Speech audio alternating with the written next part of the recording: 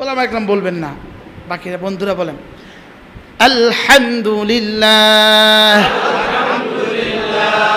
আলহামদুলিল্লাহ, আল্লাহু আকবার, আল্লাহু আকবার। দেখেন সুবহানাল্লাহ, আল্লাহ আপনি সমস্ত দোষ ত্রুটি থেকে মুক্ত। আলহামদুলিল্লাহ, আল্লাহ আপনি সমস্ত প্রশংসিত গুণে গুণান্বিত। আল্লাহু আকবার, আল্লাহ আপনি সবচেয়ে বড়।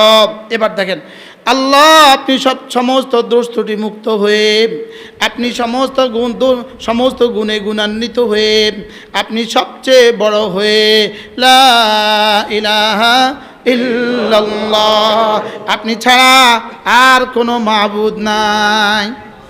এবার যদি চারোটা কালেমাকে একসাথে পড়েন তা আল্লাহর কাছে কেমন লাগবে? সুবহানাল্লাহ ওয়ালহামদুলিল্লাহ ওয়ালা ইলাহা ইল্লাল্লাহু আল্লাহু আকবার। সুবহানাল্লাহ ওয়ালহামদুলিল্লাহ ওয়ালা ইলাহা ইল্লাল্লাহু আল্লাহু আকবার। আল্লাহ তাআলা কোরআনে কারীমে এক আয়াতের মধ্যে বলেন ওয়াল বাকিয়াতুস সালিহাত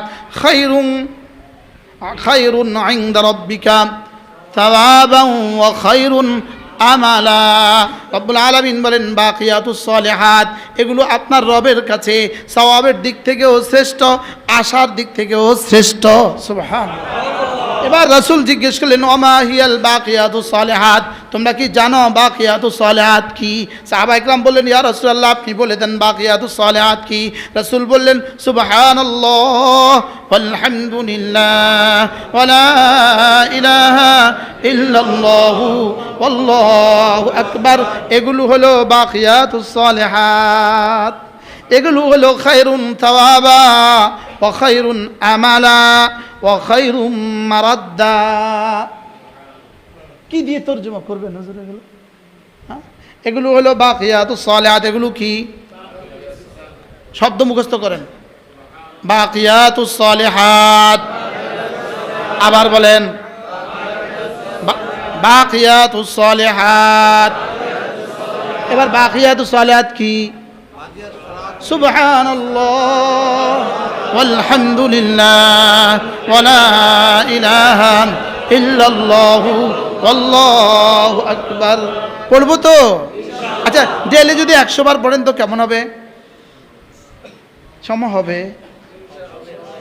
হ্যাঁ সময় হয়, সময় হবে, সবার হবে।